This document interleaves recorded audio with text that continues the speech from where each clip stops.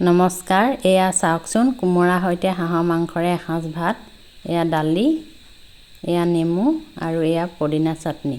আজিৰ এই কোমোৰা আৰু হাঁহৰ মাংস আমাৰ গৃহস্থই বনাইছে। কেনেদৰেনো বনাইছে চাওঁচোন আহক। এয়া আমি কেৰাহীত তেল গৰম হোৱাৰ পাছতেই পিঁয়াজ দি দিছোঁ। তাৰ পাছতে আমি তেজপাত দিছোঁ। পিঁয়াজ আৰু অলপ বাকী আছিলে দি দিছোঁ।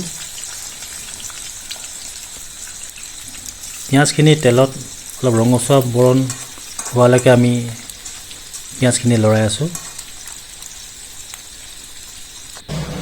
এয়া তাৰপাছত আমি নিমখ দিছোঁ। আমি ভালদৰে লৰাই দিছোঁ। আমি গেছৰ ফ্লেমটো অলপ কমকৈ ৰাখিছোঁ যাতে জ্বলি নাযায়।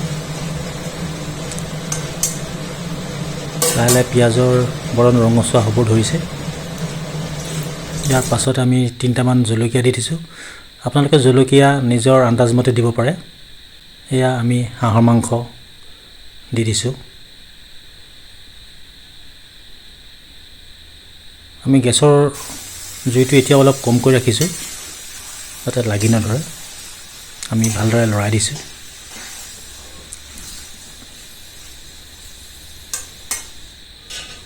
আমি ঢাকন দি দিছোঁ।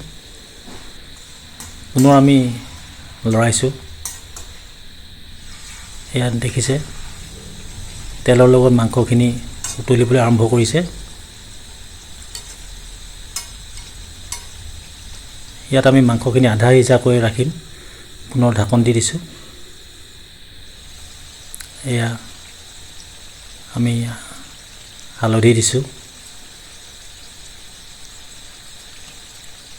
ইয়াৰ পাছতে আমি জিৰা আৰু ধনিয়াৰ গুড়ি দিছোঁ। আমি গোটা জিৰা আৰু ধনিয়া পিচি লৈছোঁ।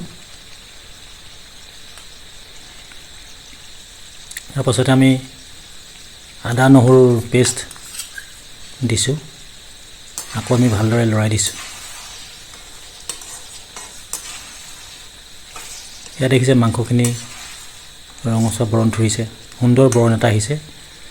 ইয়াৰ পাছতে আমি সৰু সৰুকৈ কটা আলু দি দিছোঁ। লগতে কোমোৰাও দি দিছোঁ। আকৌ আমি এতিয়া লৰাই দিম। ইয়াত ঢাকন দিছোঁ। এতিয়া কোমোৰাৰ পৰাও অলপ পানী ওলাব। আমি প্ৰথমতে কোমোৰাৰ যি পানী ওলাব তাৰ সৈতে মাংসখিনি সিজাই ল'ম। এয়া আমি পুনৰ ঢাকন দি দিছোঁ। এয়া দেখিছে কোমোৰাৰ পৰা পানী ওলাই মাংসৰ লগত মিক্স হৈ সুন্দৰকৈ সিজিছে। আমি আন্দাজমতে পানী দি দিছোঁ। আপোনালোকে পানীটো নিজৰ হিচাপমতে দিব। এয়া দেখিছে সুন্দৰকৈ কোমোৰাৰ সৈতে হাঁহৰ মাংস তৈয়াৰ হৈ গৈছে। আপোনালোকেও কোমোৰাৰ সৈতে এনেদৰে হাঁহৰ মাংস ৰান্ধি চাবচোন, নিশ্চয় ভাল লাগিব।